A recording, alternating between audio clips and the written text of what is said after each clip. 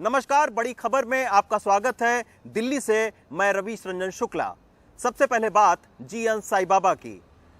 Bombay high court के Nagpur bench ने GN Sai Baba समेत 6 लोगों को बरी कर दिया है। इनमें से 4 लोगों को निचली अदालत ने उम्र कैद की सजा सुनाई थी। महाराष्ट्र सरकार ने सुप्रीम कोर्ट में अब इसे चुनौती दी है।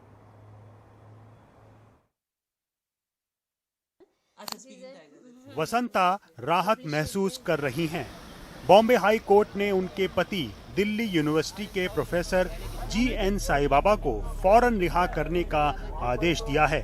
2017 में उन्हें सत्र अदालत ने यूएपीए के तहत उम्र कैद की सजा सुनाई थी।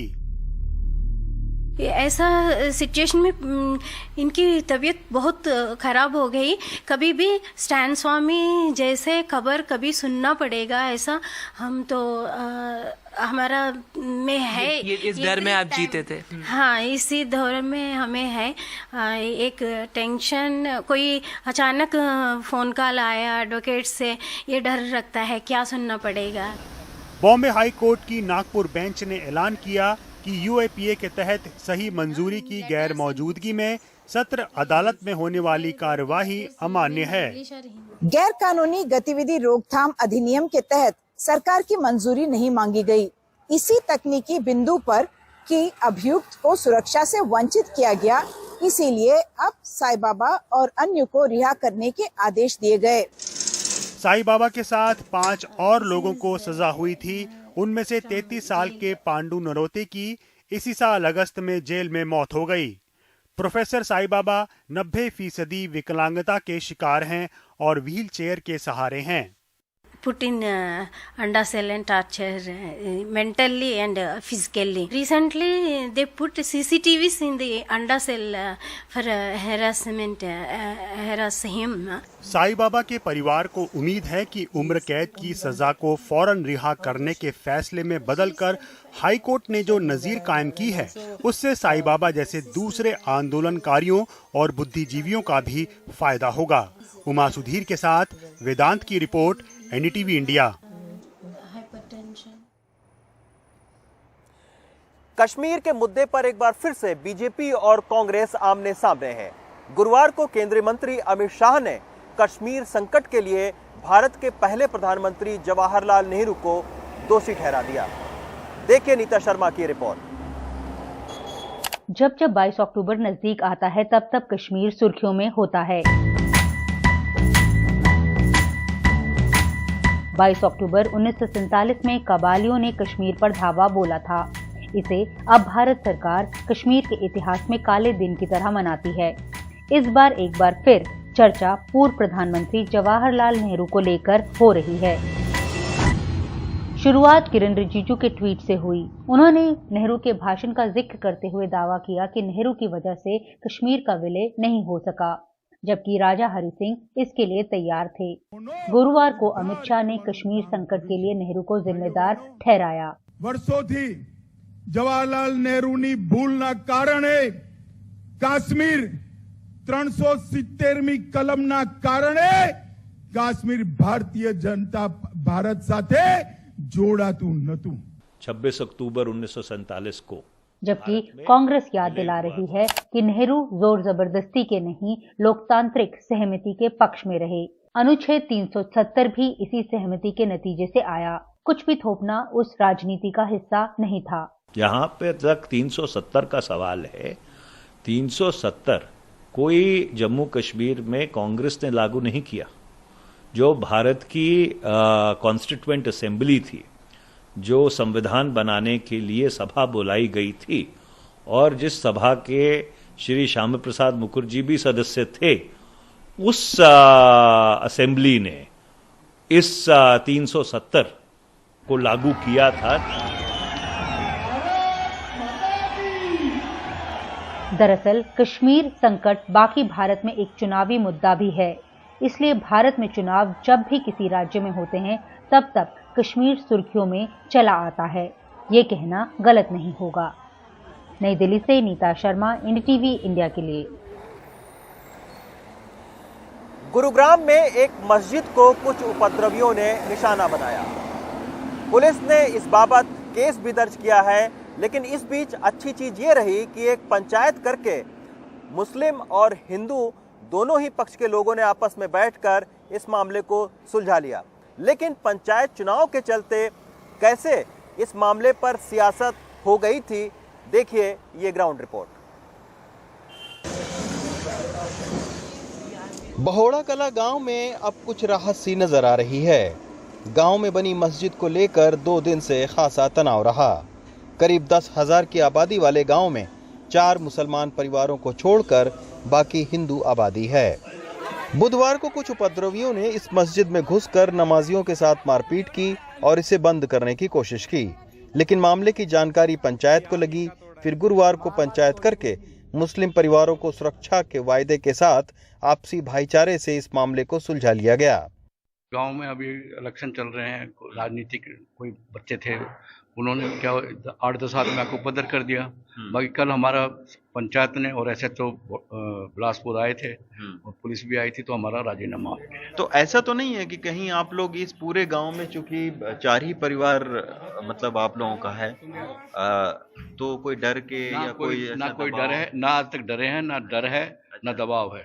30 साल में आर्मी में नौकरी करके आया हूँ। अच्छा। हाँ, कारगिल की लड़ाई लड़ी है मैंने। मस्जिद में बवाल करने वाले कुछ उपद्रवियों की पहचान की गई है। पंचायत ने इनसे माफी मंगवाई है और पूरे परिवार को सुरक्षा देने का वायदा किया है। भाईचारा है ना, कोई ऐसी बात तो कभी ऐसी हुई है? सारा वो ऐसा ही रहे। मेरा ब्याह शादी है हर काम में, घर में आने जानो सबको एक प्यार है, कोई वो ना है मन मुटाओ। ब्याह शादी में कोई 2-4 शरारती बच्चे थे, उन्होंने धक्का मुक्की कर दी थी, लेकिन उसके बाद में भाईचारा बैठ के सब चीज़ का समाधान हो गया। आपस में ऐसी कोई वो नहीं है। हमने फैसला भी पुलिस को सौंप दिया है कि भाई ऐसी कोई यहाँ पे परेशानी नहीं है जो कि एकदम ये अखबारबाजी में दिखाई जा रही है। बहोड़ा कला गांव का करीब 200 साल पुराना इतिहास है। सोचने वाली बात यह है कि अब पंचायत के चुनाव में भी हिंदू मुसलमान का मुद्दा बनाकर वोट लेने की कोशिश हो रही है, जो सामाजिक सौहार्द के लिए बड़ा खतरा है। अभी चूंकि गांव में चुनाव चल रहा है, तो उसके वजह से माहौल को गरमाने की कोशिश करके और फिर सियासी फायदा लेने का प्रयास यहाँ पर था, तो इसी के चलते ये पूरा जो वाकया है वो हुआ। अच्छी बात ये रही कि अब गांव के लोगों ने ही आपस में बैठक करके और एक दूसरे से माफी मांगी है और ये भी कहा है कि गांव का भाईचारा इसी तरीके से बना रहेगा। गुरुग्राम के बहोड़ा कला गांव से रवीश रंजन शुक्ला, NDTV इंडिया।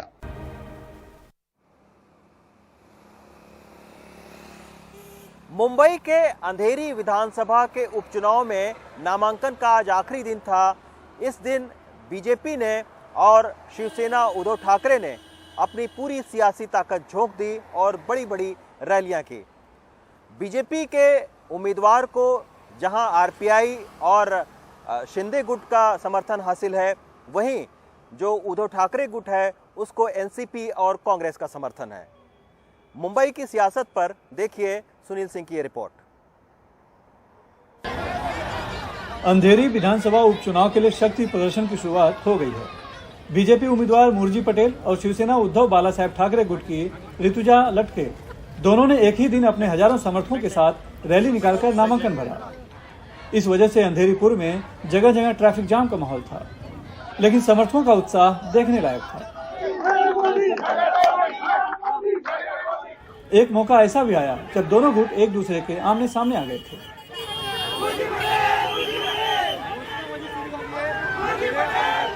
बहरहाल भीड़ तो बहुत जुटा ली है बीजेपी के उम्मीदवार मुरजी पटेल ने, लेकिन ये भीड़ वोटों में भी परिवर्तित होगी या नहीं, ये बड़ा सवाल है। अंधेरी की जनता समझदार है। अंधेरी की जनता को पता है कि हमारा विकास कौन करता है, हमारे दुख सुख में कौन साथ में रहता है।